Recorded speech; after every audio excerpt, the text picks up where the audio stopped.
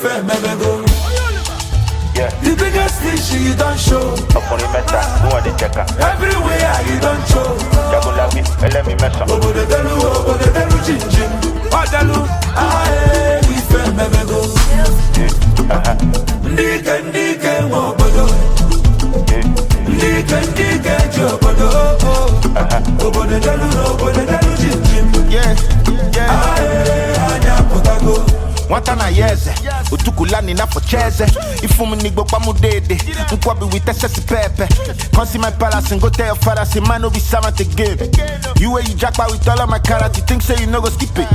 Nigerian nightmare, style bender. See the swagger where I carry enter. Show fresh, but I carry mental. Fuck with my family, bad temper. Large entrance, check out the fat bender. Shall I become the bartender? Big spending one the whole white tapada, mama Yoruba, check. Ndike, mobodo. Ndike, jobodo. Obo de delu, chin. Anya potago. Ndike, mobodo. Ndike, jobodo. Obo de delu, chin. Anya potago. Uncle, we run am, Falanoy jelle. The popori too much, she open toros. She give me Ikebe, I lock am to coast, fly am to Bordeaux. Obodo Imbo, give am paros. How many chikalas I been there with? Organic, I carry my virginity. I go still give am rabbits, give am belle, give am assurance. Let's have recognition for all this group. Igbo, wonderful, you are highly welcome. Sorry, just one individual for now. A member of our Igbo.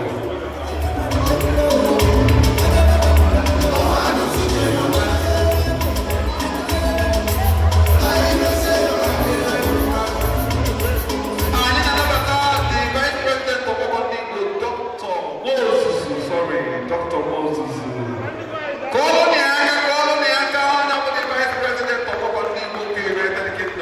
Ekene dịrị Chineke, ekene dịrị nwa ya, ekene dịrị Mmụọ Nsọ, onye na-eme mma. Ekene dịrị Chineke, ekene dịrị nwa ya, ekene dịrị Mmụọ Nsọ, onye na-eme mma. Boyo memma, boyo memma, boyo memma, boyo memma, boyo memma, boyo memma. Onye ndu ndị ije, aka na-egbo mkpa, ọsị nwa dịrị nne.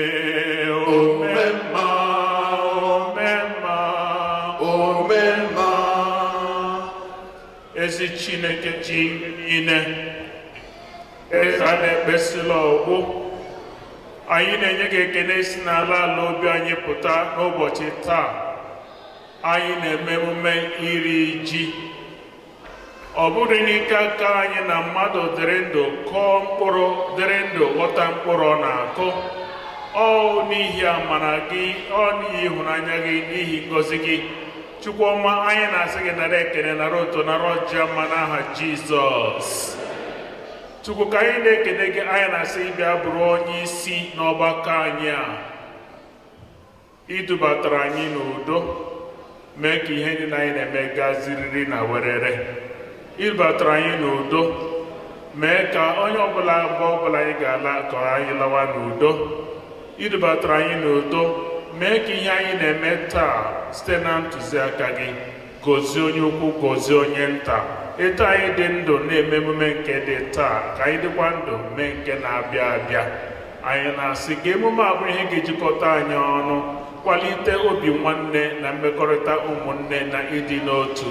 Ka otu anọ na Warrington, nke a bụ izizi anyị na-eme ya, ka ọ ghara ịbụ nke ikpeazụ site n'aha Kristi onye nwe anyị. Na-akụkwa aka na Warrington, biko nụ.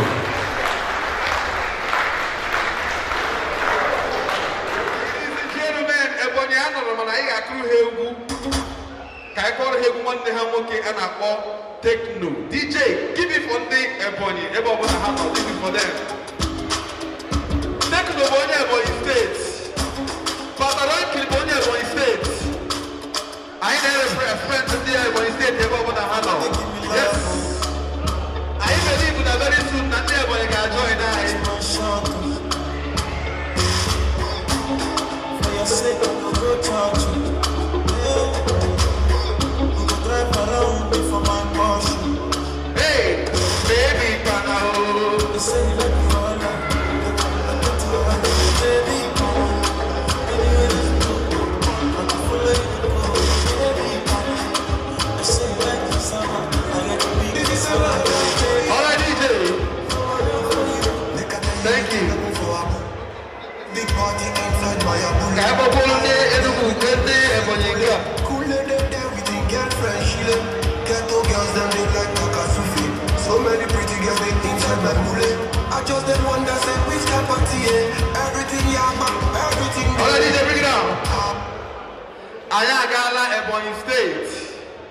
Because, DJ, hold on. Atom Kaiga, Obodemwe, the biggest and the largest hotel in the eastern part of Nigeria. Obodechi Hotel, we need your mother address another hotel. Ije n'obodo nna agwa gị ya, achị maloga atụ ka ihe esi wee je Concord. Asị gị ọ bụ na iru all season. Turn or ịyafụ Melvin suit. Mee ka ịgbada na agbada ịyafụ Igbo hotel. Turn ụzie side ịfụzie Concord hotel. Hotel Buru Hotel. Ladies, and our people are watching the States.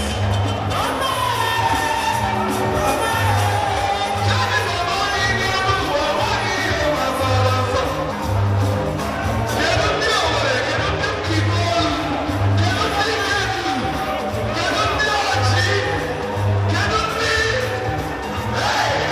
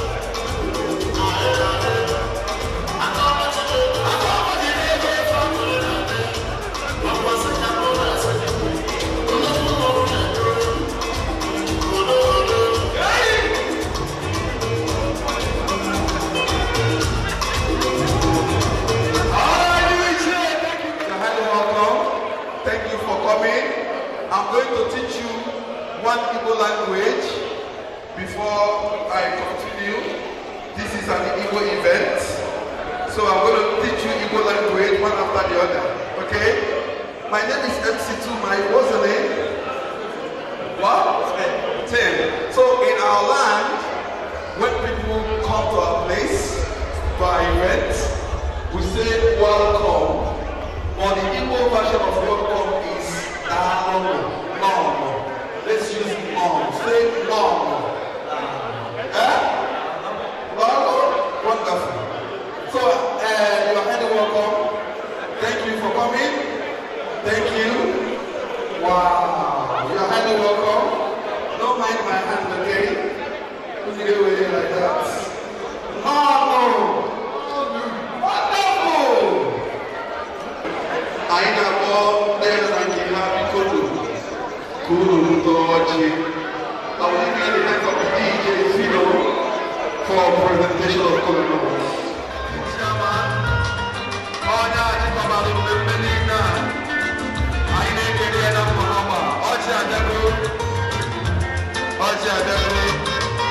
Yes.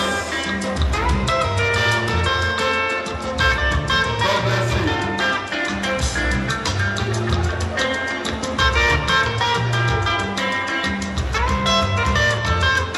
All right, thank you. Sure. Anyị ga-eji igwe ji ekwu okwu nye barista Emonye nyawa ga-agọla anya ọjị. Biko ana m ayọ ka Chief Chuks nọ dị nso ka ọjị nwee ike ga ebe ndị o kwesịrị ịga. Ndewonu.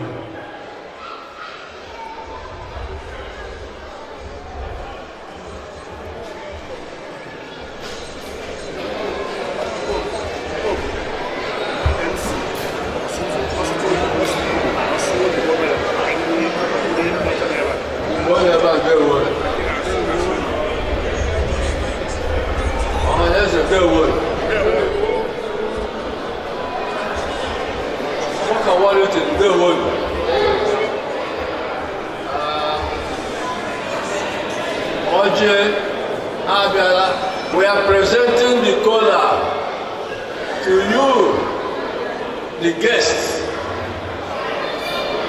and we want you to receive this cola as we present them to you in our own traditional and cultural way. We want you to observe everything we are doing here, because this is our tradition and our culture. I'm saying this for you and for your own interest to understand, but what I have in hand now to present to you does not understand the language I'm speaking now. So after addressing you, I will now present this cola to you in the language this cola here hears and understands.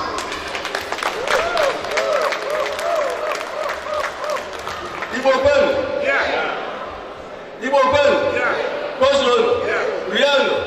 Mụọnụ? Ṅụọnụ? Anyị na-eche ọjị a n'ihu eze nke igwe kere mkpụrụ osisi a. Mgbe onye mere ihe a, ọ sị na onye kere mkpụrụ osisi saịtawa, ana ofu n'ime mkpụrụ osisi ndị ahụ o kere wo ọjị a mbụ n'aka.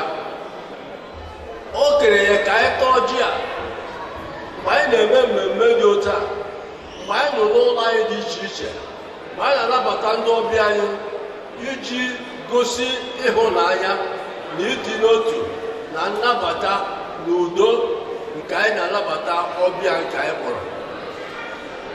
N'ụbọchị taa, ndị Warrington na-eme mmemme nke iri ji.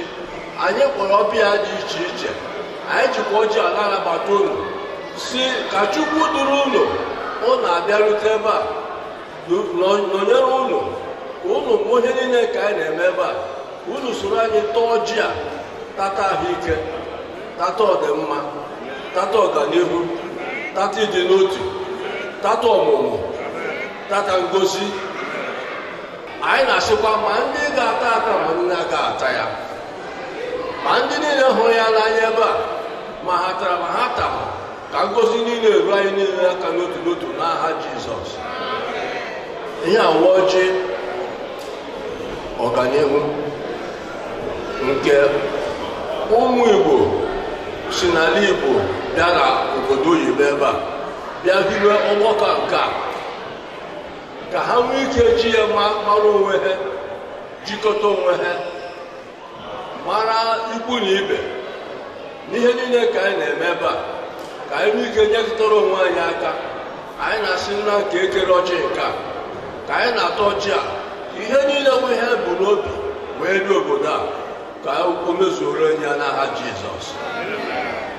Anyị na-asị na anyị ga-atọ ọjị nke a n'aha nke Nna na nke Ọkpara na nke Mmụọ Nsọ. Amen.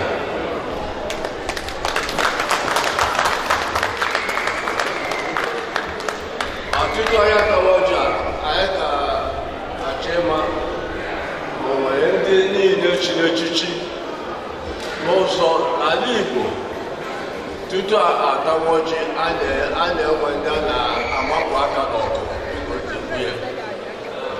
Ugbu anyị ga-amapụ aka n'ọkụ ndị niile chiri echichi n'ala Igbo. Onye ọbụla nwe onye nze na ọzọ ya bịa were ọjị. Chuks.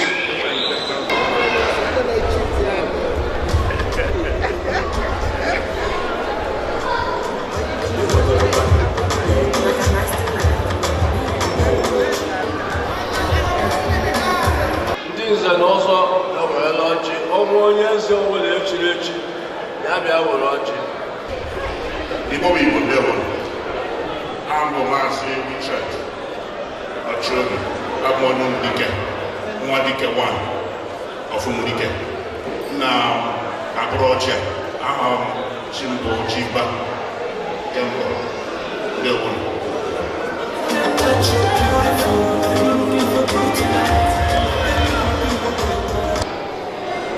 Aha m bụ Dr. Justice of Igbo, nwanne dị na mba nke Nkume na Njaba Local Government, akara ugbo 1 na Amando Isu Local Government, ya my own town and Bewology. Aha m bụ Dr. Uchenna Njoko, omeihe ukwu na Mbando. Aga m ewere ọjị n'aha ndị Mbando.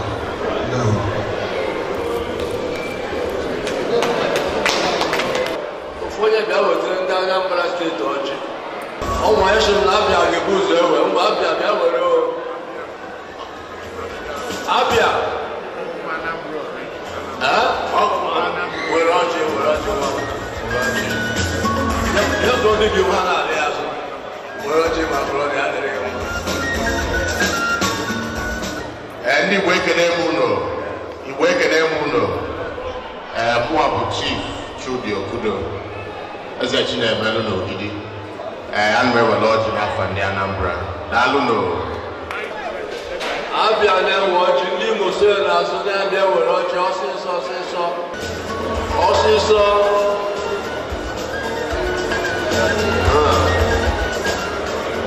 Ndị ewere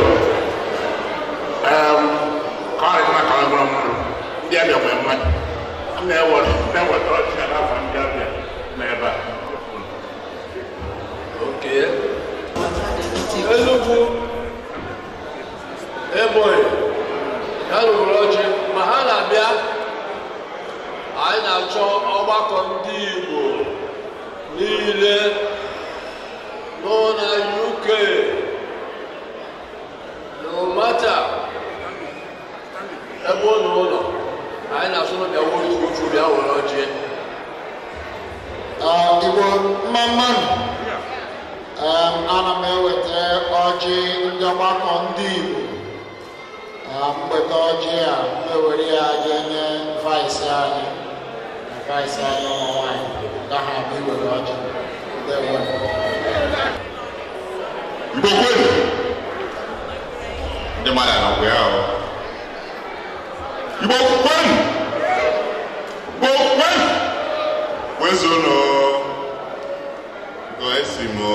Igbo na basis na Hampshire wee bịa. So anyị si metara aka wee bịa. Ana m ewere ọjị ala ndị Igbo district na Hampshire.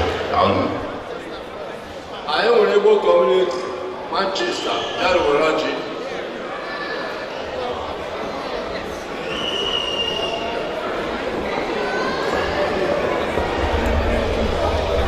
Igbo ndị obodo Manchester ka eji weta ọjị a maka mụwa na-eweta ọjị afa ndị Igbo community Manchester ndị obodo. Then ndị Anambra Welfare Association nke Manchester nọkwazi ebe a. Ndị Igbo ịmụmụ ana m represent Anambra na Manchester. Afọ mbụ na-eche ndụ onye Ọkịja na Anambra steeti. Ka anyị na-achịkọ ihe gbasara ọjị, anyị ga na-akwado ịnụ opening speech. Amawa ọjị agwa onye ọbụla ndị nwere ọjị nwere ọjị taa, ọjị ga-agazi round, onye ọbụla nwere ọjị taa. Tara udo, tata ike. Thank you so much. Anyị na-ekene barrister Emere onye nwanyị gozie gị. Allow me to announce the arrival of the mayor of Warrington, who is ably present in our midst. The emperor, the conqueror, the champion, the lion is here.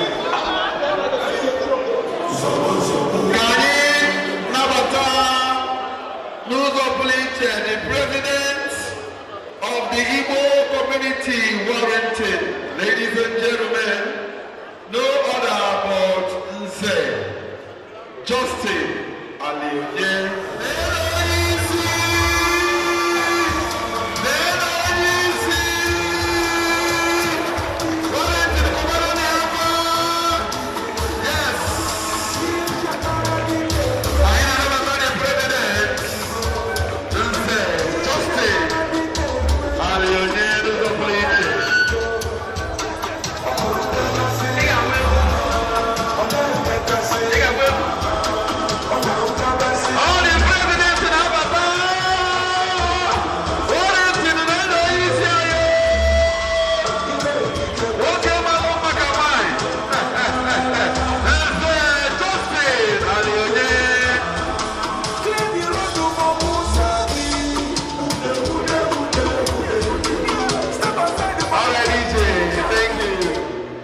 Because of time, the mayor of Warrington is in the building. A round of applause for the mayor.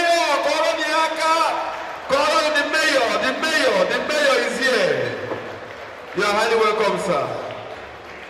While the mayor is taking his seat, Mr. President, you have the microphone. Thank you, sir. Igbo kwenu. Igbo kwenu. Igbo kwenu. ICW kwenu. ICW kwenu. Nigeria kwenu. Nigeria kwenu. Great Britain kwenu. Great Britain kwenu. Ndewonu. I am really excited seeing the number of people, whoever you come to your house and he honors your call. What does that tell you? That the person is your own person. I thank God that Reverend Father Anyango prayed. And I thank God that Barrister Emere also prayed during the time of breaking the collar. The Igbo nation is a nation with significant history. The history that is like an elephant you see standing at night, and the people are asked to assess elephant. Some people touch the body, they say, oh, this is a wall. Some touch the trunk, they say this might be a tree. Some who put hand into the mouth, they say it's a hole. You describe elephant from the way you feel the touch. That is Igbo history for you. Iriji, which is New Yam Festival we are doing today. We are celebrating it today. It is only found in Igbo land in Nigeria. And when you say Igbo land, the reason why it's like an elephant is that a lot of scholars describe the Igbos from their own perspective, and others come through different directions. And therefore, to make it short, I will leave the part that is going to explain the New Yam Festival. I will only touch it a bit and allow the next speaker to give you the details of New Yam Festival. But the origin of the Igbos. These people you see who are here today, beautiful people, people of intelligence, people who make things happen. And therefore, I will say, follow me, we sing this song. Oneme ihe na-adịghị ekwe omume, oneme ihe na-adịghị ekwe omume, oneme ihe na-adịghị ekwe omume, ihe na-adịghị ekwe omume, ihe na-adịghị ekwe omume ka ọ na-eme. Chineke gọzie unu. I welcome all of you. I recognize immensely the presence of the mayor, the presence of Warrington Council Authority, the councillors.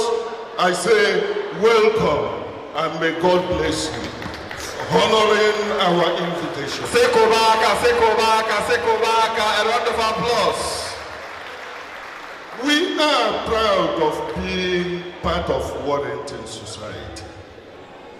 Warrington is a hospitable place, a place you come in, you have a home, a place you come in, you feel safe, a place you come in, you see prosperity.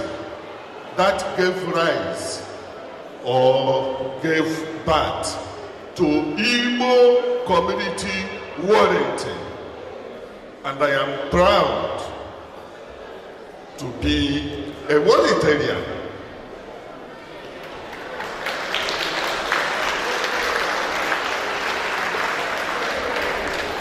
I am making it clear to every one of us here today, wherever you are living, if it is becoming difficult, come to Warrington. At least our councillors, our mayor, our MPs in Warrington, they reach out to the grassroots. I am a living witness, and we are proud of you all.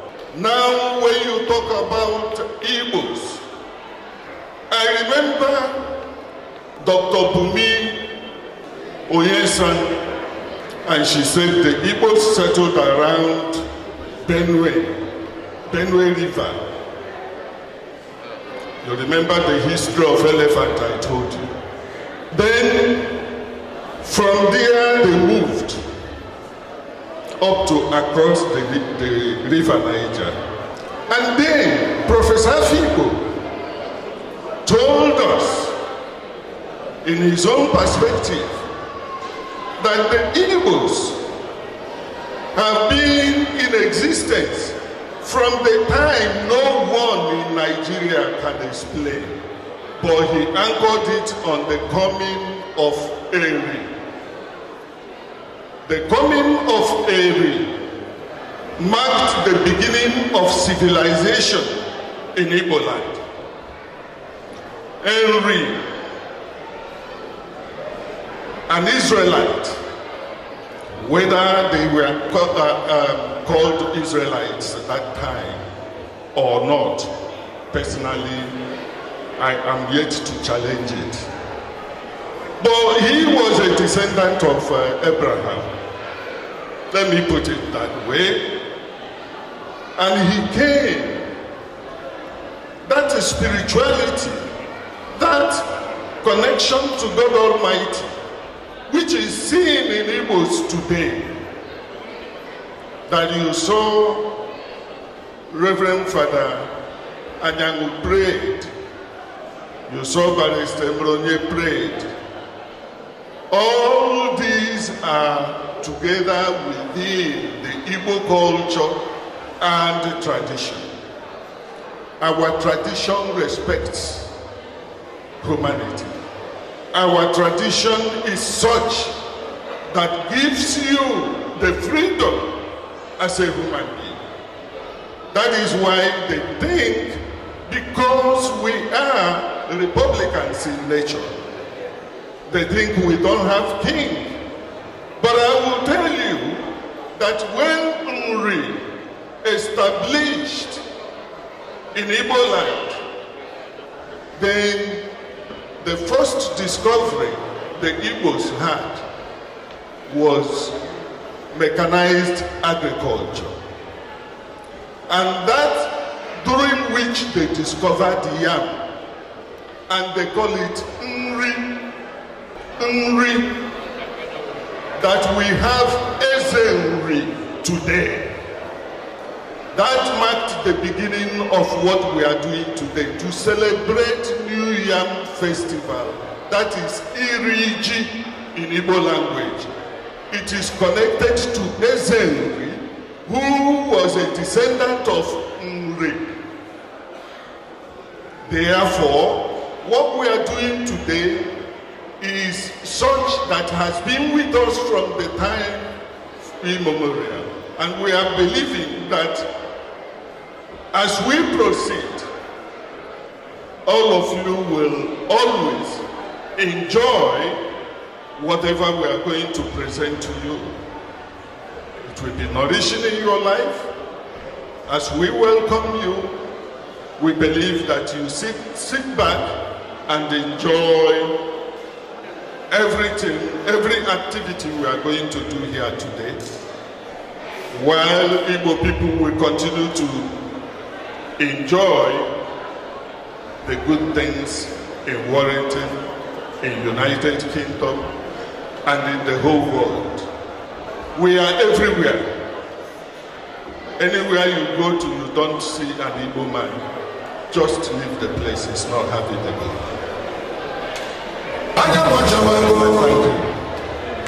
Therefore, I implore all of you and say, welcome and enjoy yourself, for this is our New Yam Festival that is marked with the departure of masquerade, which you are going to see shortly.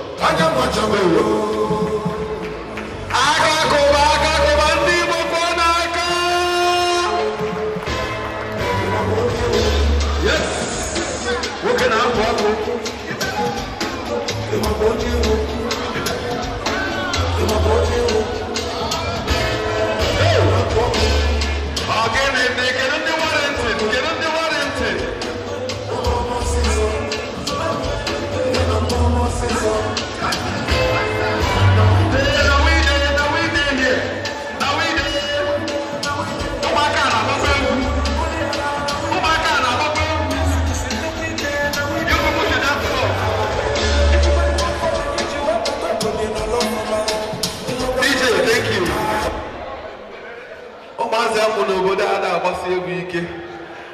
Gee ntị, enwe ihe dị iche na ụmụazị amụ na Nigeria, na eastern part of Nigeria, and ụmụazị amụ iri ka na Abuja, Lagos, obodo a. Ka ngosi nke ụmụazị amụ na be anyị ka ha si eme. Ụmụazị amụ n'obodo a maọbụ ndị nke amụ na ndị a ji ego, dị ka ha si aga.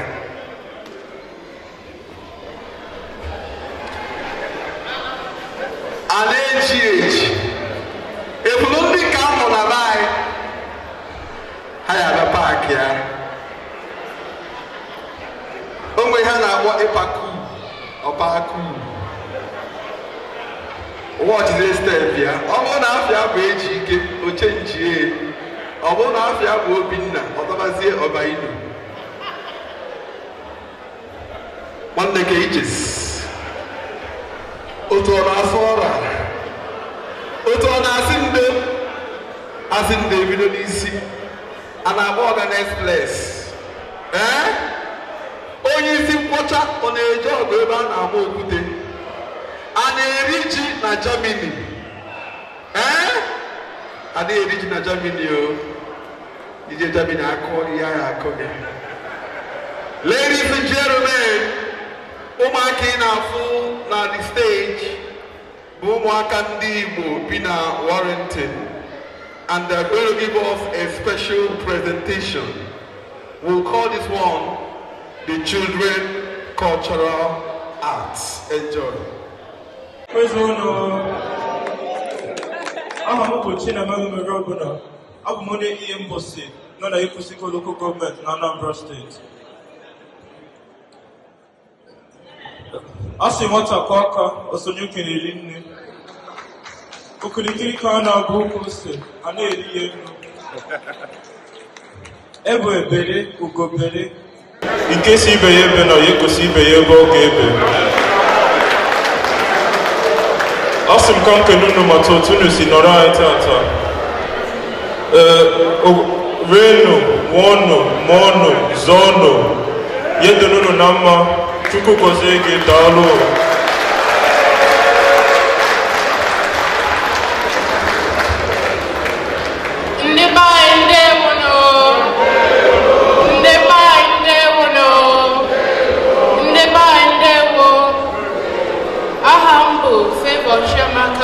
For innocence. Abumonye Umudura Mandibani, local government in the state. Maabim na Warrington. Obidima watching Keta, Ihurunu Nine, Kekunu Mary. Obidi Ahudim, Diunu Neus is Inulono. Acharami Kelunu, Otone Shibia, watching Keta, Anonine.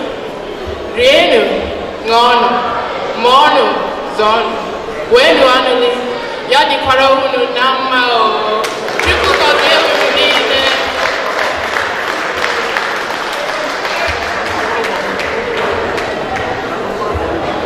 Ndeba, Nde Wono, Ndeba, Nde Wono, Ndeba, Nde Wono, Ahamu Kemno Kimberly Piteche.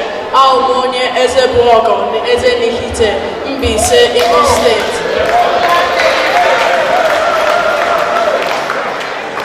Achọrọ m ikele unu si bịa nọchiri anyị tata. Rienu, mụọnụ, zọọnụ, mụọnụ. Chukwu gọzie unu, ya dịkwa unu na mma ọrụ.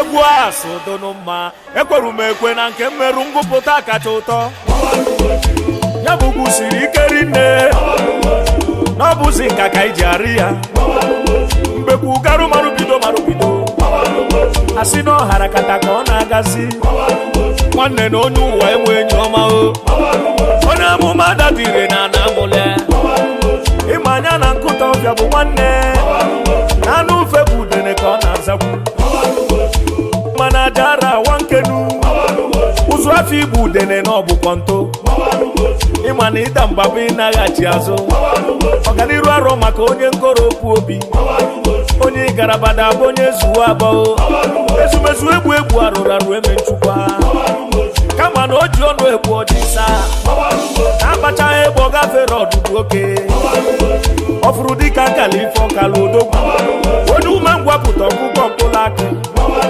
onye ga-asị na ogwu maga na ada oji ebe ama n'ife ọfụ na ọchagharụkwa o were ọnụ l'isi o were ile salụ opio na-efifie were abalị megharịkwa ifugo ọrụ efu na arụ ụlọ na-aja ikuku bịa ogbunye ụlọ n'ọgbọ mmiri a na-asọkwa ndụ ji egwu ji abalị agbaghị ụchụgbakwa ndị o ji egwu eti mmanwụ hei mgbe ngana mgbugbe ekpulu ọfịa ịmara odogwu ugochukwu nwa nga ọka alịka na china odogwu n'iga adị mmiri mara ugo odogwu na Nnewi aka ekpuchi ọnwa wanụ n'ibe odogwu mana enwere aja mmụọ o ji isi anya ọkụ azụ anụ ka egburu isi ntị echie isi na wogidi ọwa nkụtara akpụ chọọ nwoke na nị na nwoke du n'obi ebini kwuru na nwoke na-eri n'ude agakata agbakwuru ka eji ama dike ka esi maka odogwu ife na okeke ego na-eji ije odogwu na Nnewi odogwu ezomọgụ ogene mara bụ ọnụ a sị m ijebe ije awele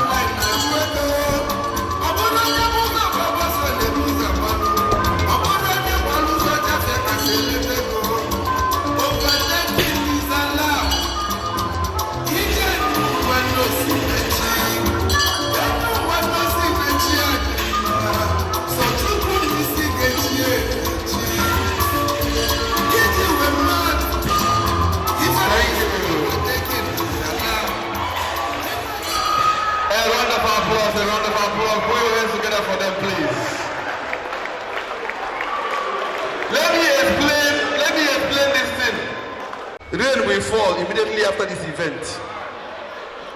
So if you are here without your car, I am sorry. Rain will beat you. This one means hold your phone very well. Some of the boys are here. Then up here, is that New Yam Festival of 2025 will be bigger than this year in Jesus' name. That is the meaning of this. Ladies and gentlemen, right about now, I want to bring to the stage the #1 citizen of this whole council. If you're ready, DJ, give it up as I invite to the stage the deputy mayor of Warrington.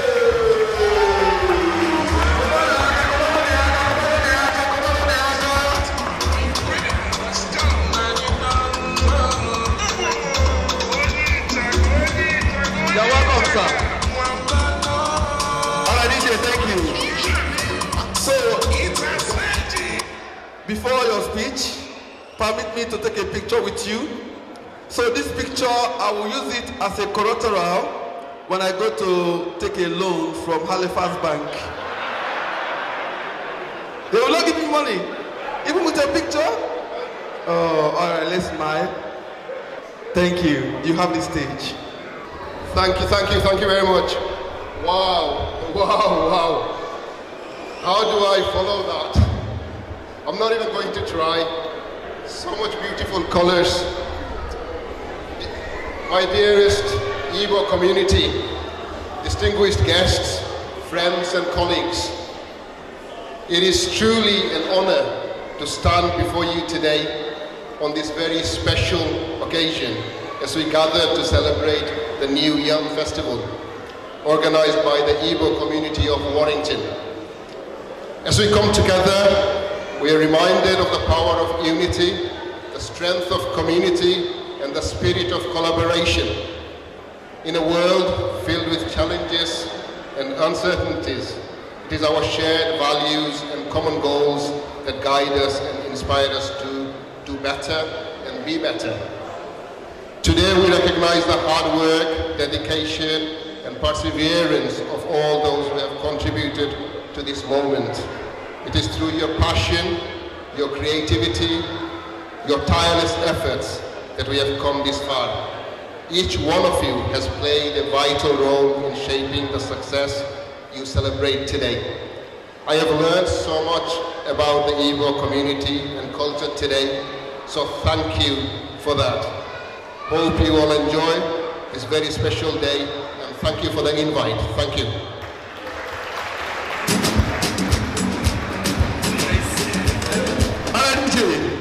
So, with the nice speech you've given us, I want you to say, Igbo kwenu. Let's use it and end your speech. Igbo kwenu. Igbo kwenu. No, you say it again. Igbo. How do I say it? Igbo kwenu. Igbo kwenu. Thank you very much.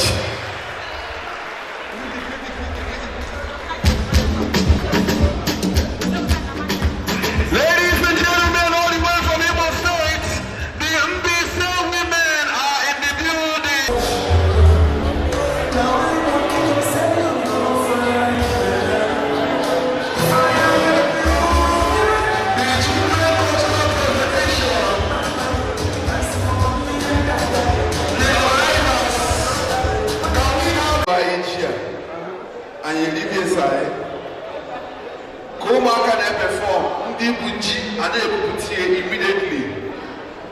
Time I does the eba na koze paraku. Ina anye funa table the obia anye abubago empty. As the kids are performing, let me have the yam on stage as well. Thank you.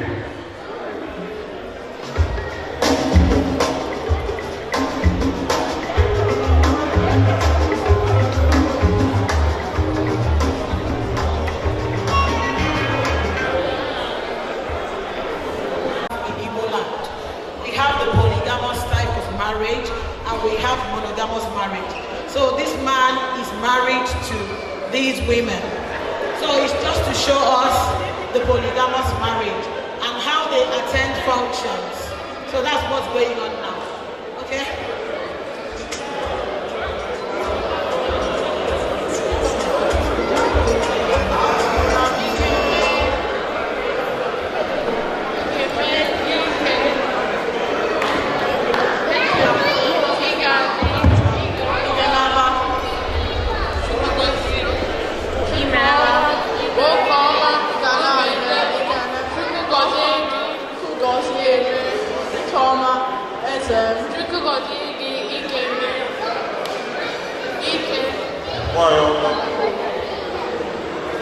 Eze m, ị ga-adị, Chukwu gọzie gị, ị ga na-abata. Nwanyị ọma. Ike, nwoke ọma. Nwanyị ọma. Chukwu gọzie gị. Nwanyị ọma. Imeela, Chukwu gọzie gị. Nwanyị ọma.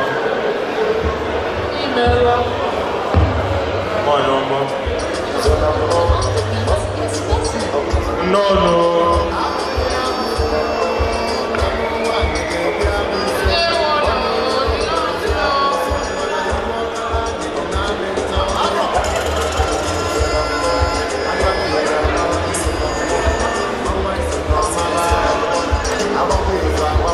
So, you are married to all these fine girls. Wow.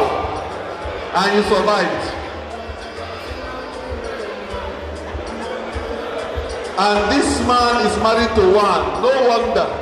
Can you see the difference? One wife, you will have flesh. 7 wives, no flesh. So this is the monogamous marriage, and they are saying hello to everyone. Yeah? Ndewo. Chukwu gozie unu. Daalụ. Oya DJ, tinu egwu ka wee na-apụ. Irizi mmadụ ka ị chọrọ ịnụ.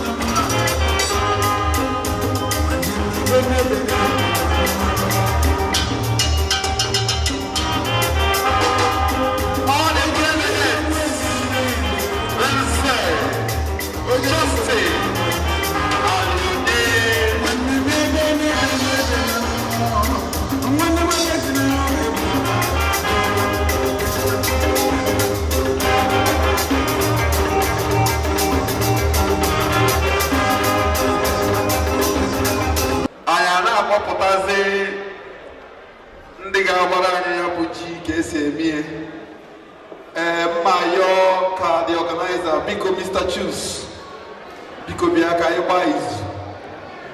The president of the ICW ga-agbagote ebe ji dị. Anyị na-agbagote Nze Justin biko ka ọ bịa maka mmemme dị na ji a. Ka anyị gbagote barista Emonye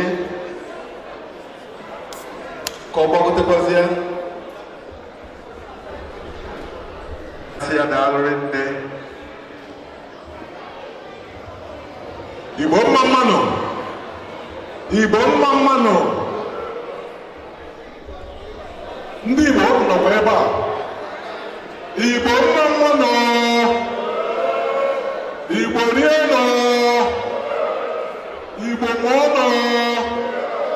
Igbo zụọ nọ. Igbo bakasịa nọ. Ebe ọbụla ụlọ gara bakasịa nọ onye eji mara ndị Igbo. Chachachacha Igbo mma mmanụ. Ka anyị kpọkọtakwa our Reverend Father. Biko, join the kwuo. Join the kwuo. Ka ife a na-enwe na-enwe iru. Anyị ga-ewere igwe eji ekwu okwu nye n'aka Chief Emmanuel, our patron, ka o kwuo okwu one ma one nke afọ the significance of yam.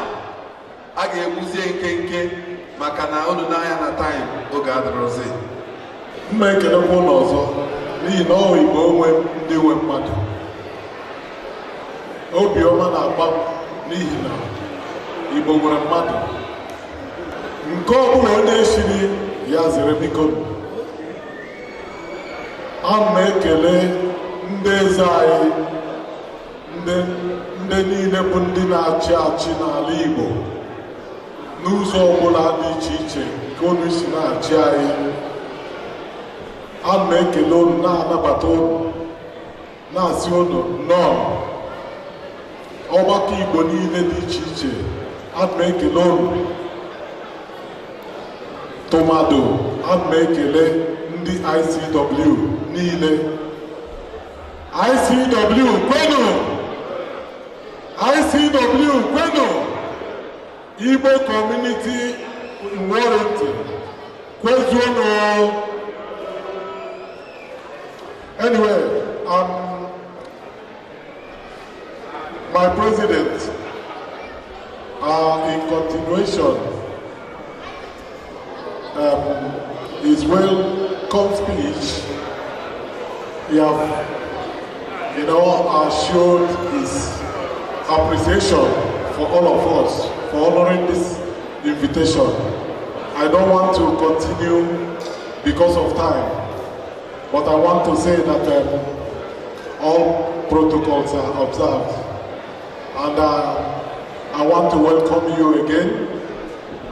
We are happy to see you. We are happy to see our mayor of Warrington. We are happy to see our councillors. We are happy to see all the people of Warrington who have come here to greet this occasion, who have been supportive to us. Thank you very much. Yeah, I'm going straight away to, this gentle root crop that is called yam. Many of you don't know about it. And to tell you the facts, we are not saying that we are worshiping yam or that we are doing any evil about it, but we want to let us know the importance of yam.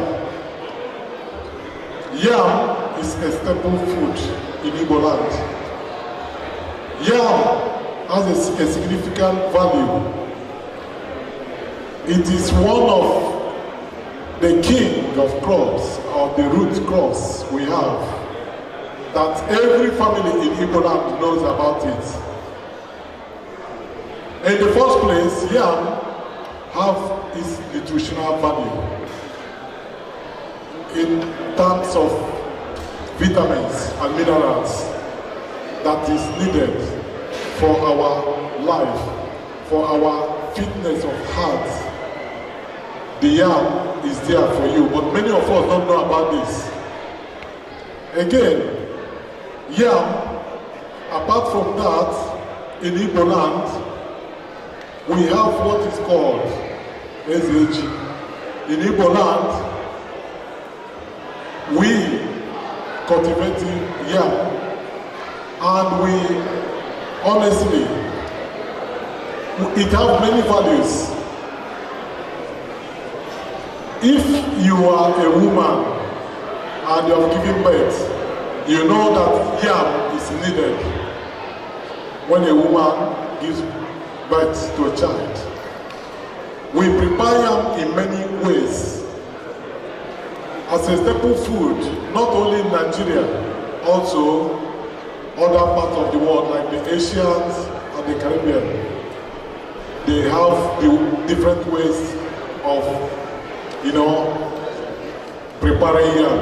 So for every table in Nigeria, especially the Igbo land, the yam plays a vital role in satisfaction. It plays a vital role bringing people together, and it has a core value in Igbo land that this year we are talking about. It's like our culture, it's our heritage, it's our identity. It's something that brings us together in unity as we are celebrating today. Because through this celebration, we come to know ourselves, and in this we want to continue to let our children that live abroad to know the importance of yam. So by doing so, we try to, what our parents, forefathers, grandfathers have started. So we want to continue to make it known to our children the value, the importance of yam. So as we proceed, I think my next speaker will continue from where I stopped. But I want you to feel happy, to enjoy with us. If we continue to speak more about yam today, maybe it might take the whole of the night. We continue to, explain the importance of yam. So in Igbo land, we value yam so much. And yam, economically, every family, in those days, you will see the men, they have a bar of yam. That is how to know people who have money. Those days, how many bar you have. So that is the significance of yam. There are many. Thank you for listening to me. I don't have much time, and if there is time, maybe I could have just advised, go ahead and play PowerPoints to show its slides one by one. But thank you for listening to me, and we pray that when, at the end of this celebration, you will be happy to next year, whenever we call you, to come and join us again. Thank you very much for coming and joining ICW. Igbo Kanu! Ladies and gentlemen, the next item will be the Iwaji proper. Obruna, our president, Mr. Justin, will read Igwe Ekwu, Ndeyani Ano, Enyeri Akameperi Enyabuji, Omesi Omenana Denewea, I have a group of each, family each, individuals to come and one of their own G in a financial and monetary one and the physical. And now what you call it the G on your one EBA one. I will man so you want to make it in our padico. Please, for the monetary support of the YG, we will appreciate cash only. Call pledge. Anyone, pledge and cash, please. I want to recognize the presence of Mr. Andrew Ezebonya Abia, all the way from Manchester to join. Thank you very much for coming. God bless you. The president, the mic is yours.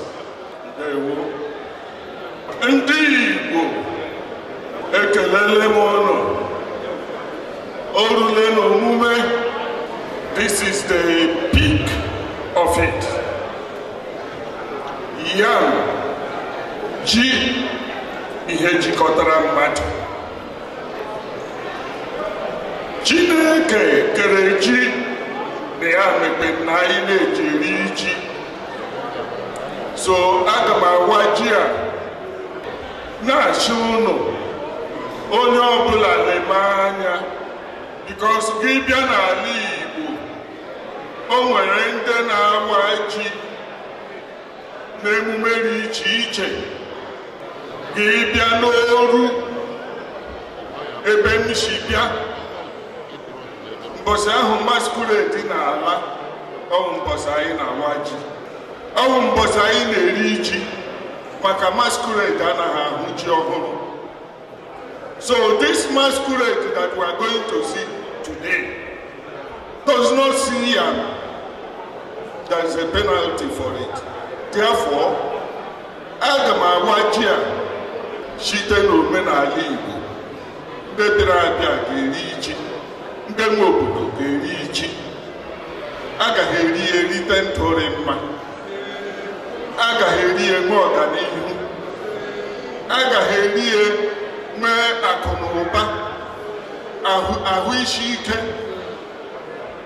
udo na ịdụkọta n'otu n'aha onye nwe anyị bụ Jizọs Kraịst. Mgbe m na-ahụ nna mgbe ọha n'ibu, aga m esi otu akụkụ jiwaa ya n'aha Nna na Nwa na Mmụọ Nsọ. Amen. Kụbara aka Warrington agbago ojii. DJ nye anyị egwu na ndị Warrington agbago ojii.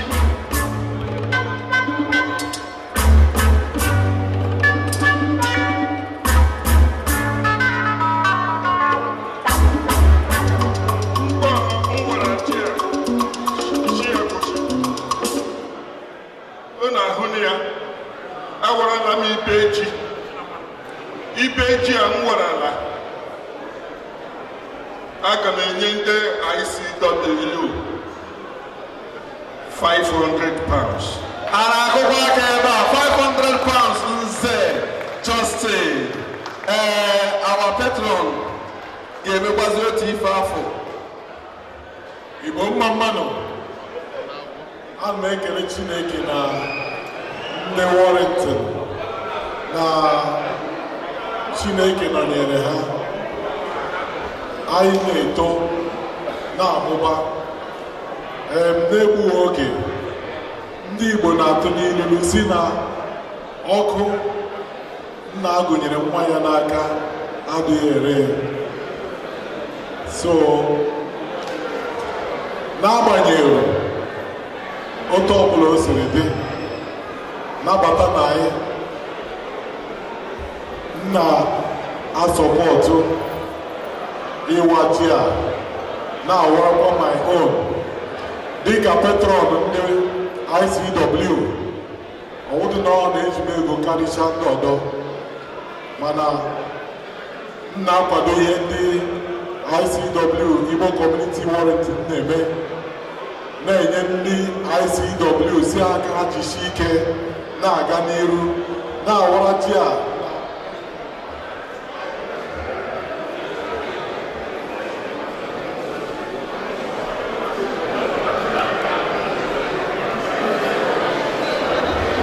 M na-ere ji a with 510 pounds.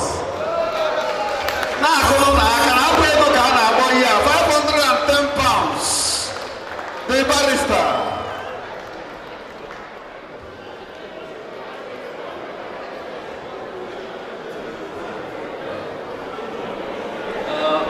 ka a na-akwado ndị kwuru okwu. Onye nkwuchi okwu ma ọ onye kwadoro ya, ya dị ka ya bụ okwu anabatara ya. Ka nsokwado ndị gwara ji na-ekwere ebe nke a with 300 pounds.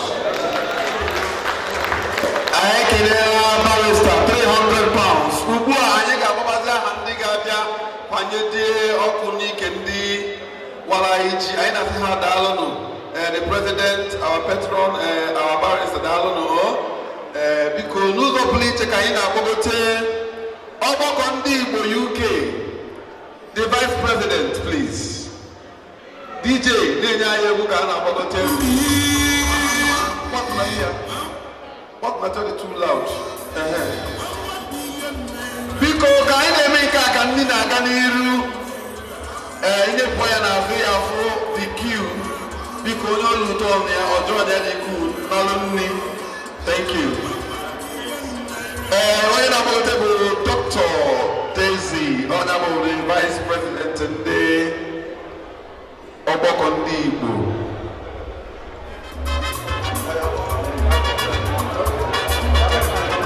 Cameraman biko bịa na ịbụ member of ọgbakọ ndị Igbo.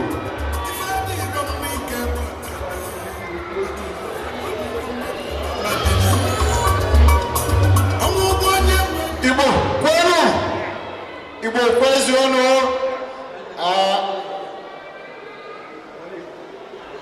Anyị wụ ndị ọgbakọ ndị Igbo, Vice anyị Dr. Daisy Nwozuzu n'ebe a. N'aha ndị ọgbakọ ndị Igbo, anyị ga-eji £100 n'ụwa ji. Ndewonu. Daalụnụ ndị ọgbakọ ndị Igbo. Anyị na-agbagotekwa n'ụzọ pụrụ iche. DJ na-enyekwa anyị olu ka ndị mmadụ wee na-apụta. N'ụzọ pụrụ iche ka anyị na-agbagote ndị Liverpool Igbo Women Association. Biko ndị Liverpool aka na ebe a ka ha anabago. Ọ na-adị ndị Liverpool ọsịsọ. Ka anyị nabata Anambra Welfare Association, biko, being represented by our able Vice Chairman, Chief Nebedum Kona Bogote, Anama Fukwaze Neku Mado, all the way from Orifite. On the hour, the Anambra Manchester. When I put I Kenunu, Ununendi Anambra, Funa Fuma, Aizvezu. Ihe ha na-abịa eketa ego kale. Chineke ndụ. Daalụnụ.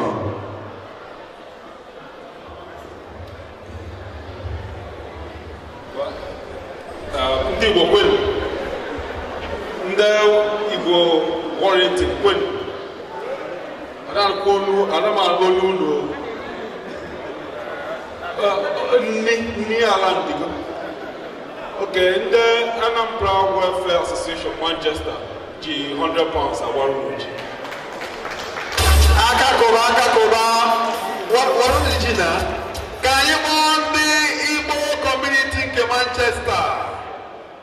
The Igbo community Manchester, Ayuzulezu. Ayini alive. I don't see my vice, my chairman, my secretary, my PRO, my provost. Aizulezu. I make an Indian Anambra, being led by Chinechendo, the vice chairman. Thank you. On the Igbo community of Manchester, yes.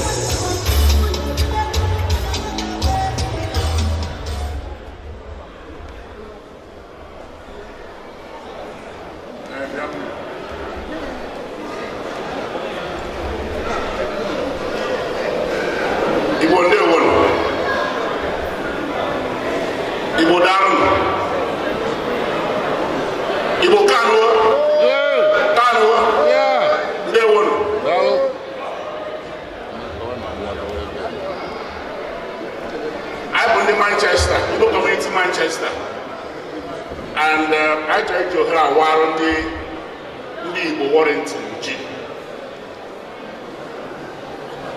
Now, Hande Igbo ICM Manchester. Aham as Dr. Richard Ochobi. Now, watch Miss in the Manchester, the one, and I see Abego. £100 when I buy the one. They were the ICM members. Kanina Bata Omunani from Liverpool. Ndi moving to Liverpool now, Bogo Teketa. Ndi moving to Liverpool. Everything I do, we just I just want to say I'm living large, I get the Anambra Union na Liverpool, sorry. Anambra Union na Liverpool. Oh, thank you.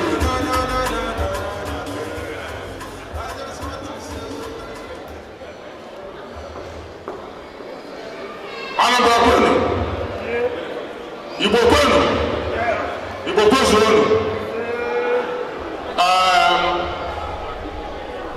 I won the Anambra State Union na Liverpool. I believe that I know ụmụnna ndị Igbo nọ na Warrington. If I remember that I go omenala ndị Igbo. If I Holy Communion, ndị Igbo. If I hold the major caution in the one ndị Igbo. So I went back. Ka I bịara n'ọrụ ụlọ usoro wee waji.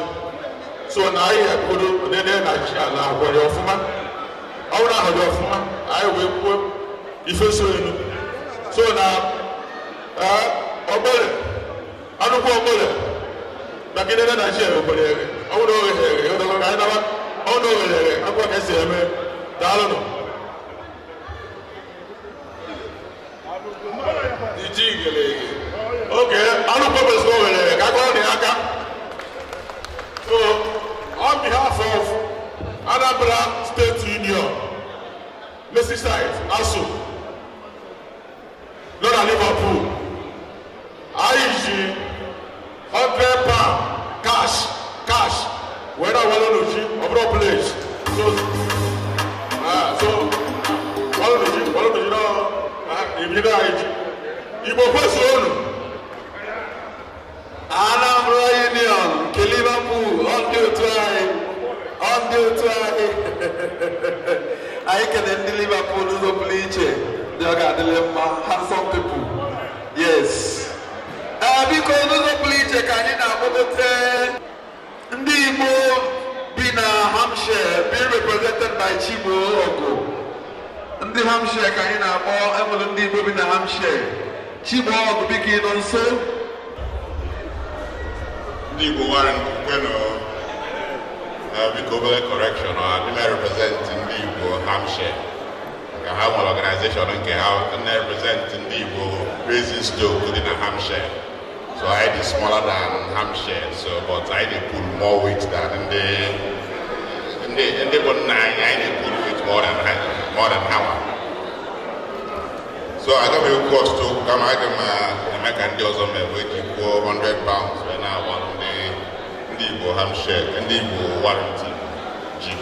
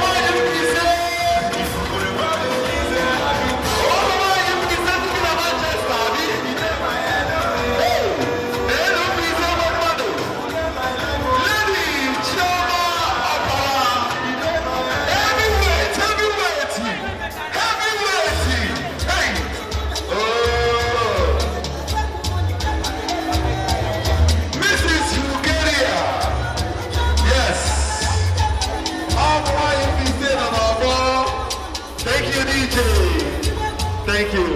Biko, coming soon. Because our mom now put out my major this young support. Mama put out.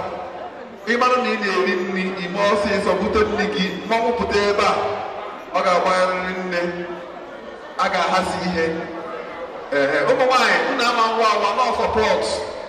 How we go to high. Why am I watching? But why you would take good just support to you? Now for the no way to have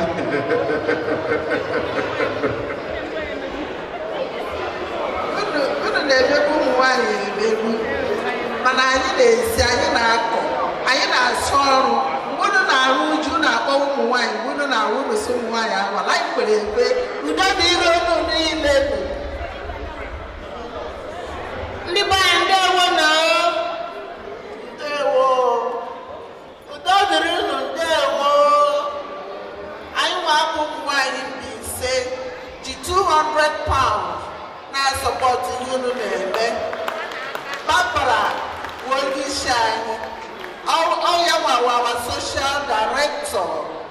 Aywa Naza Bise Women in Northwest. Barbara, where you go? They want to gossip can go to the civil we're very happy because Dalo Obiani may all the time.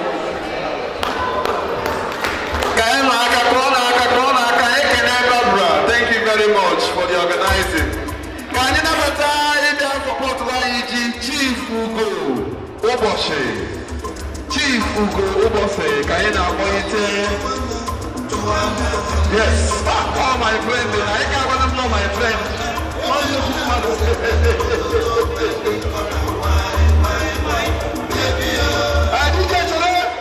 After a year 1,000, she did to the coach on their food. Cha, Igbo Gwelu. DJ Bolim Nelu. Tolu Manyanka. Ahambu Mabugo Ubochi. Chief Ubochi. Abumonyan Bieri. Nimo State. And the Fuenemu Esekwesere Nambieri. MC Bolim Nelu. Nahandim Bieri. Anyị ga-awaraji nwegwere ike ekele Chukwu na otosi debe anyị ndụ. Anyị na-akelekwe ndị Warrington maka iji webe ịgbaji a. Ana m ewere 50 pounds n'aha ndị mbiri na-awaraji. Anyị ekele Chief Ụbọchị, anyị na-ekele Eze Kwesịrị na mbiri. God bless you. Unu n'anya, unu afụ na mmanwụ nọzi na dọọ.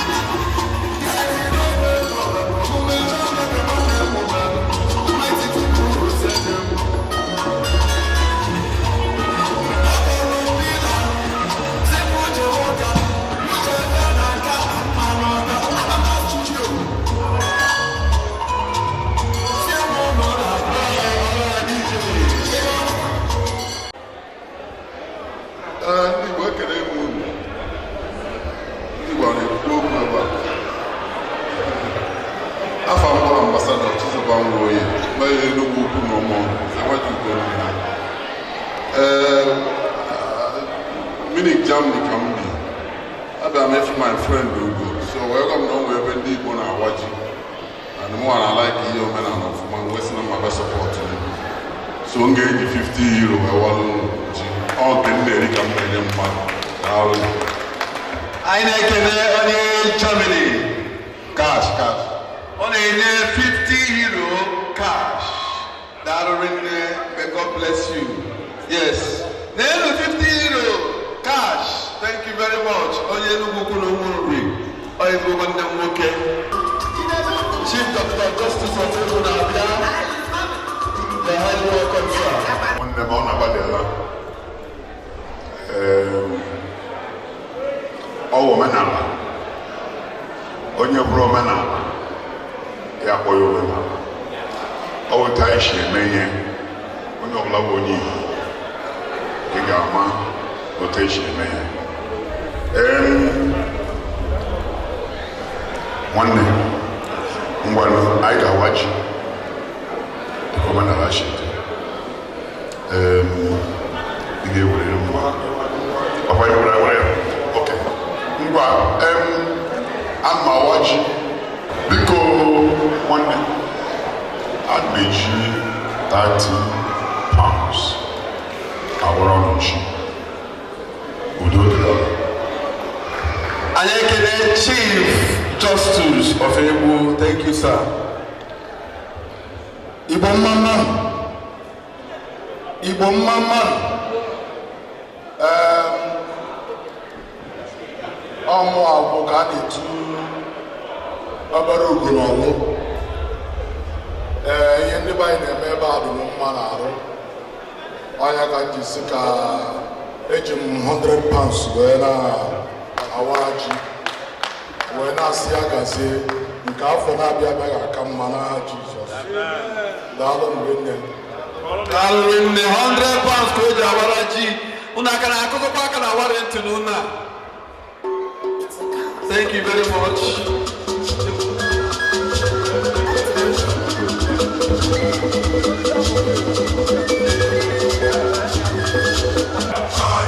Anyị na-akpọ the deputy mayor more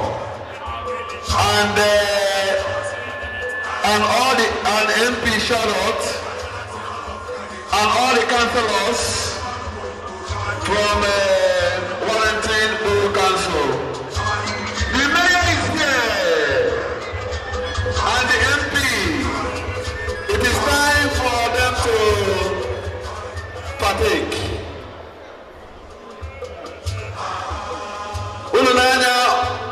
He is cutting the yam now. Wonderful. This is wonderful. Yes, this is tradition. The deputy mayor, Akotugoji.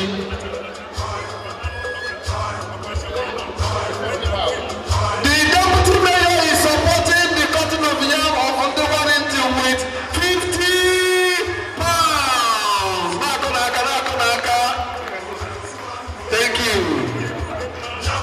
Thank you. Yeah, that is for you. Yeah, we can come now. Thank you. Thank you very much. That is the deputy mayor. God bless you.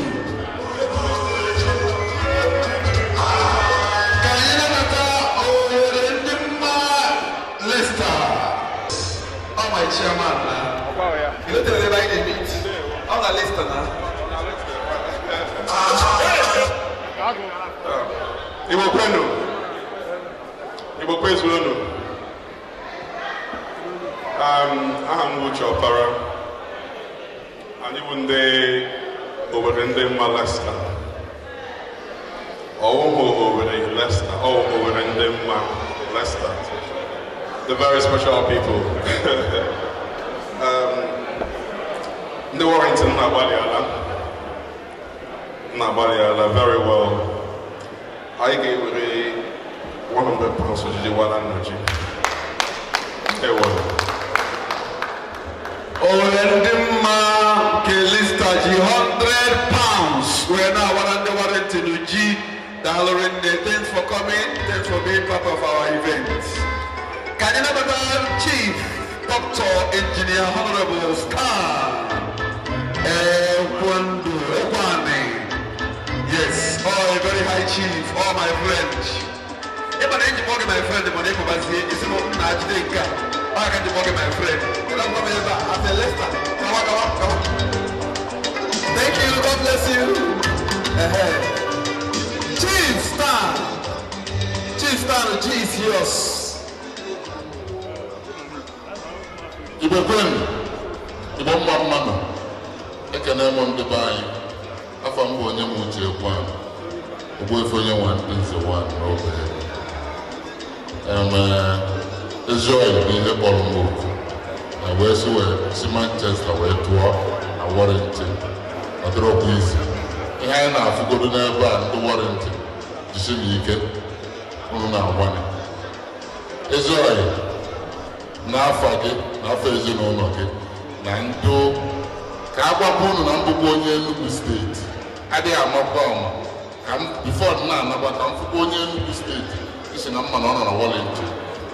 Eji m 100 pounds wee na ihe a na-eme na mbụ ọdụ m mma daalụ m eze onye Enugu nwanne mmadụ stand odogwu ezigbo onye Enugu ji 100 pounds wee na-akwado ndị Warrington. Ọ sị na ọ ga-achọkwa ka ọfụ onye Enugu bi na Warrington ya bịa kenee ya tupu ọ na-ana.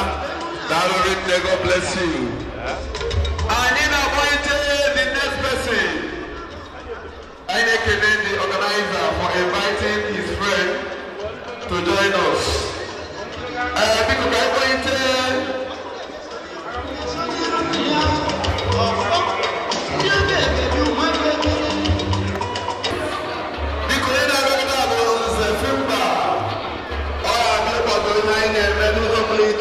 ezigbo onye Igbo.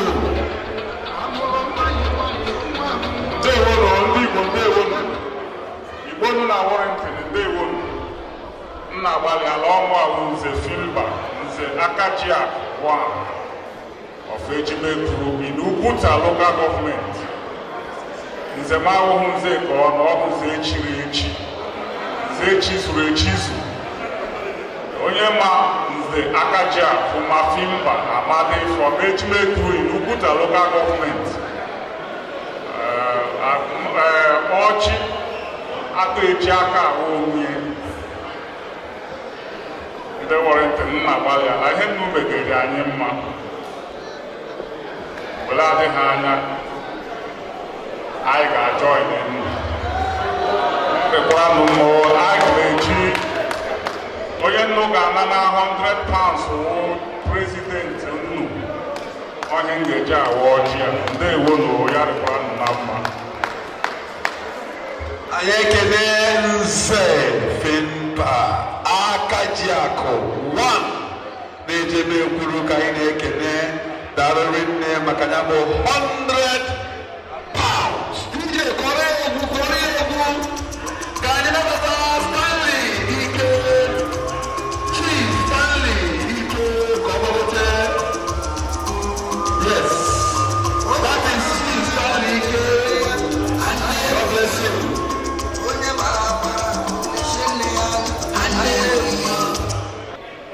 Ndewonu, ihe ameghe nke a dị mma asụmafọ mbe ama otu onye amapụta nke bịara n'ọnọdụ a na-representị ndị Igbo onye mmeriri onye ọbụla onye mmeriri mmerikwenu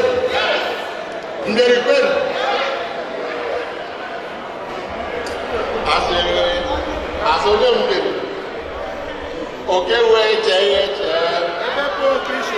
nwe iwọwụ onye gụrụ ma yes aga m akwado onye ọma arị mma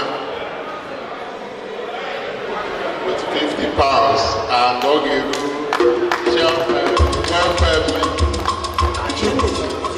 on behalf of Chiefs. Thank you. Thank you very much, Chief Stanley Ike. Biko choose Stanley Kesi n'oge ezigo ozi. Mike n'afọ ndị MC na ndị DJ n'afọ ndị dancers na ndị cameramen n'afọ all the entertainers enwere na England ka nji na-awaji with the song of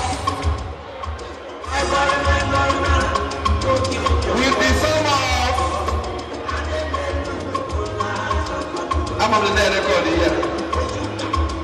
With the song of only my pound will let me share you know.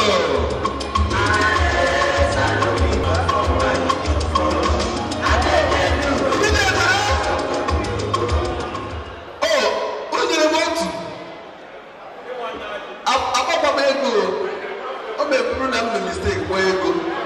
I'm going to go Makala ndị akaji my balance. Tupu ha my nose, so they're going to juru jide. Ego kwa mjide ya adi. Alright, Nico, can you make the next person? I got choose.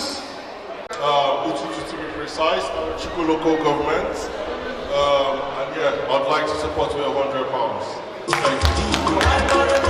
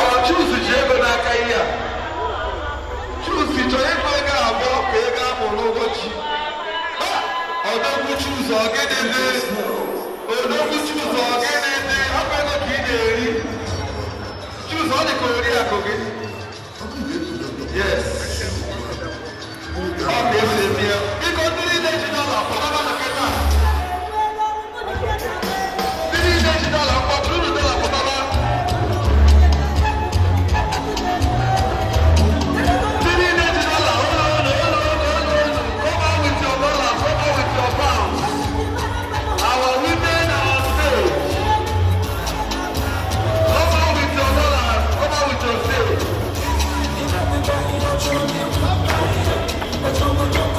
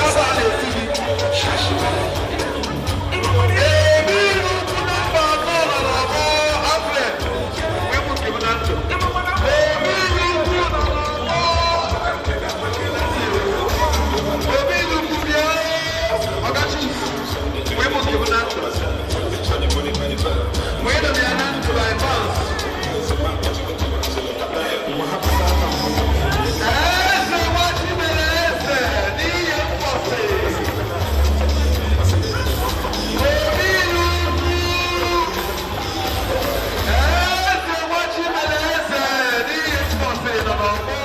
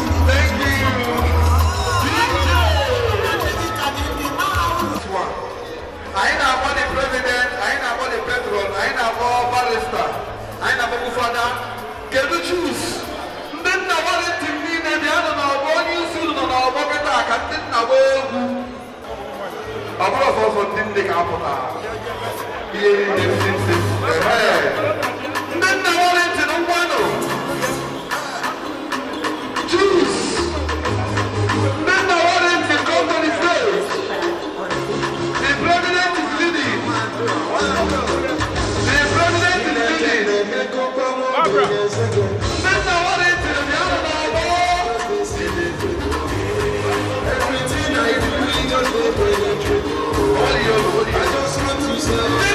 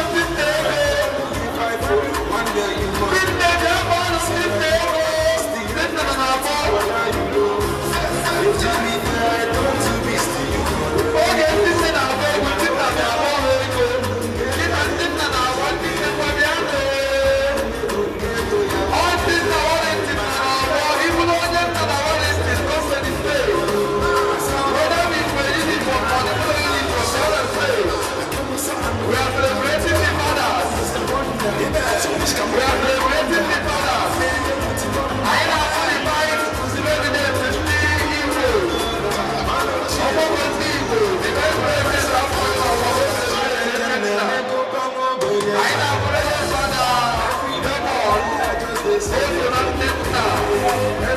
I do, it doesn't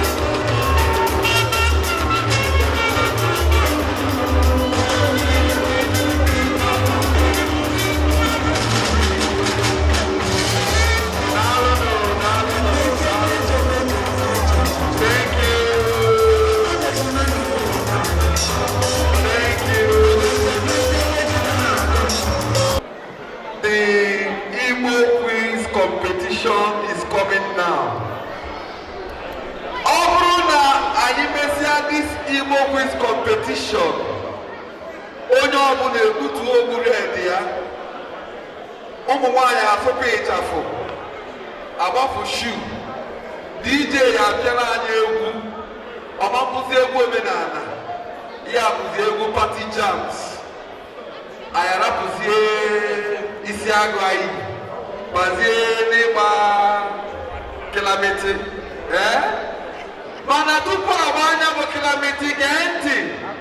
Ịbụrụ onye nne ji famili ị na-aba. Ịbụrụ onye nna ji famili ị nọdị. Ịbụrụ nwa agbọghọbịa na-anụbeghị di ị nọdị. Nwa ikorobịa na-anụbeghị nwaanyị ị nọdị. Sọ ndị ya na-abụ gịnị ụmụ nwaanyị ji famili ndị nne ya anaba. Ụmụ ikorobịa na ụmụ agbọghọ na ndị nna anọdịzie. Anyị agbanyụ ọkụ DJ apịazi anyị egwu. Anyị akụwazi akụ Igbo nsugbe. Abụrụ ọbacha ndị nne ya anara ama ndị nne n'ọkụ. Ịchọkwa ofe n'ọkụ. Ndị nne ya anaghị eme ihe na-eme n'ụlọ. Ndị nna anọdịnyere ndụ aka. Ofe ya agba ụka. Adịrị anapụ omenala mebe omenelu. Ka anyị nwee quiz. It is time for Igbo quiz competition. Thank you. So Adam. So the first one is Abu here there na moto. Abu here there na moto via na moto. What does that mean? Abu here there na moto via na moto. It means taking action is priority over past knowledge. Well done. Thank you. Onye ngewuli anaghị masị Chineke nyere m aka. It means battles that can be overcome easily do not require additional effort. Thank you. Agbacha ọsọ abụọ mile. Being reflective after a difficult task. Agaracha must come back. You can't run away from your responsibilities. Ejighị ụtụtụ agba njọ ahịa. One's future must not be determined by a bad start. Well done. A na-asị na ọkụ gbara fada, na-ajụ ma ọ gbara ahụ. Let's talk about something more important. We're talking about something. A na-asị na ọkụ gbara fada, na-ajụ ma ọ gbara ahụ. Well, they're talking about something more important. You're talking about something less important. Thank you. Ka a na-achụ àjà, ikpe na-ama ndị mmụọ. Do your part to avoid the blame. Thank you. Egwu adịrị atụ afọ okporo ụzọ. Egwu anaghị atụ afọ okporo ụzọ. Oh yeah, now. Irrespective of the risk, an attempt must be made.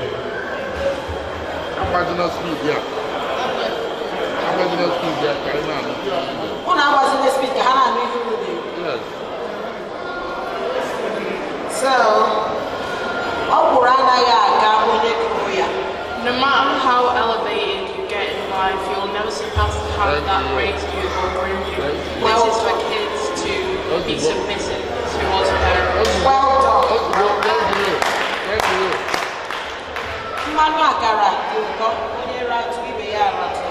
You should live and let others live, and you should always be considerate of everyone.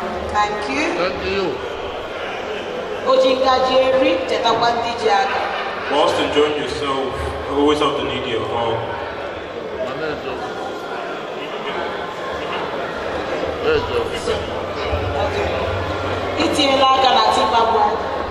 You're in trouble.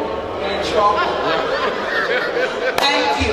So now, I'll be asking them questions in English for them to translate it in Igbo. So, I will be going to school tomorrow.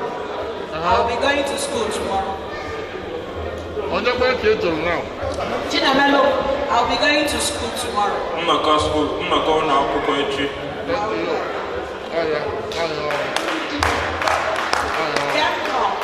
Have you washed the plates?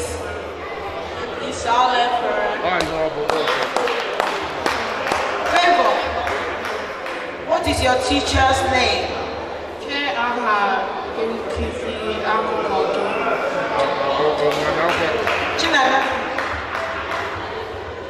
I think you have so many friends. I want to mention you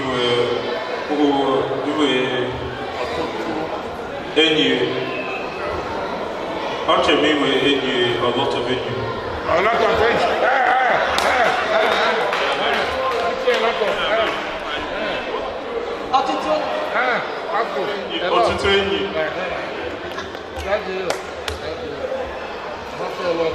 I'm hungry, Kemno. Thank you. Do you know how to cook?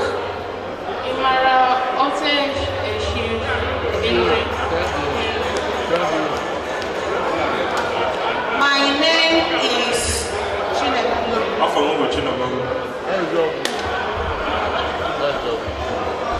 I have a younger sister.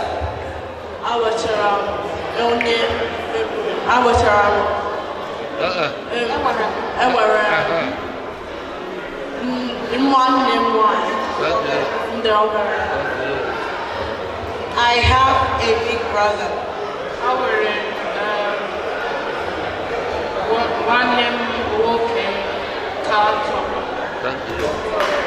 What's an aeroplane? What's an aeroplane? Aeroplane, anyone? What is a ship? Ship.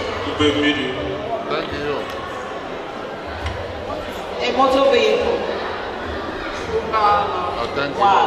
Okay. Snake. Snake.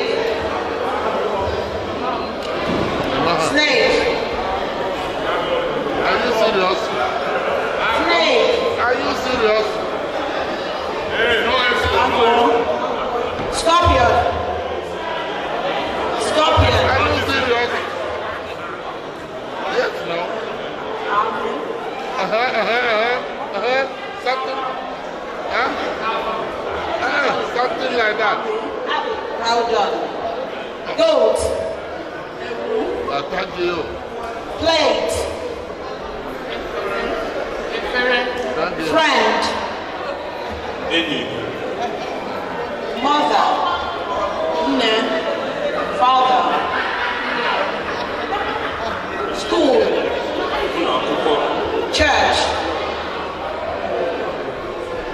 Church. Thank you. Yeah. Yeah. Okay. Okay. How I thought I was watching that.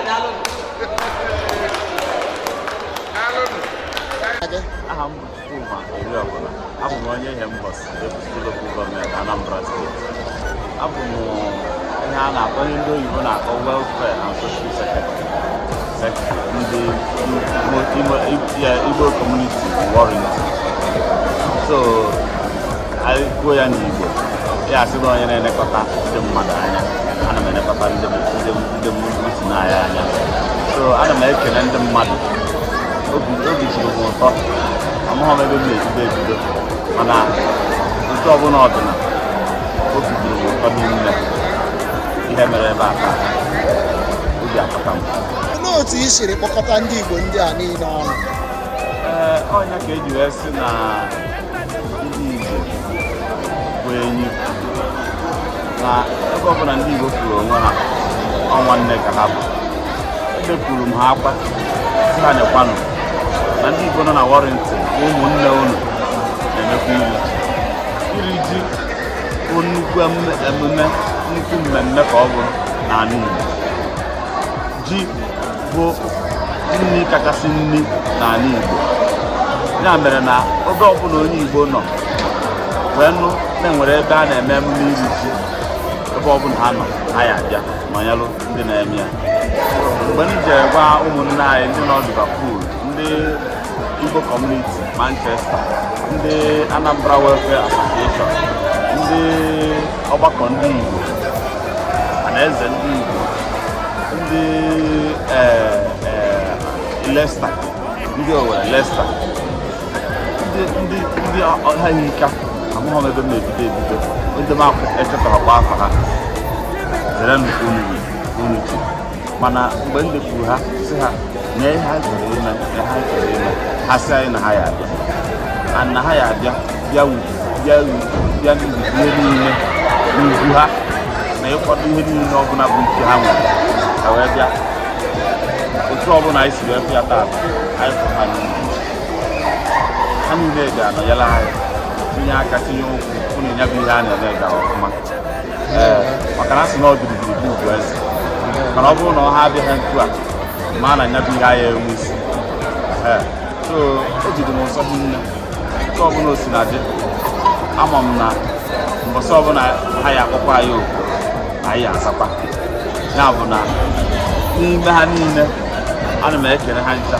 ebe ọbụla onye n'ime ha nọ ana m ekele ụlọ niile ụgọzie ụnụ ebe ọbụla unu si bịa ọbụla unu kwuru anyị tupu bi n'eluigwe ndị mbụ na ndị egede ga-anọnyere ụnụ. Biko ka ihe a na-etu gị ka aha ejiri mara gị ihe a na-etu nwa Chimereze ana m asị na ewu ji eze arị elu ma osisi na-elu ilu ihe mere ebe a tata onye nọ n'ime ya maka o si wee gaa ihe niile akịta bụ ka ndị ọcha na-akpọ result from a process so mana the process nke ọbụla o si wee gaa ama m na ọ bịara ahụ o nwere ndị mụ na ha na wee mee ọ bụ ọsọ m enwere m committee members Barbara Okieze Uche Njọkụ anọsi ike Dr. Chinedu anọsi ike Miracle Lọlụ Alionye ndị a niile bụ ndị my committee ana m ekele ha ncha niile maka na nke isi tinye okwu tinye aka ka ha ncha niile si tinye okwu tinye aka a sị ka Chukwu gozie ha ncha niile ihe ọbụla ha na-eme ihe ọbụla ha si mee ya gozie anyị niile ya gazie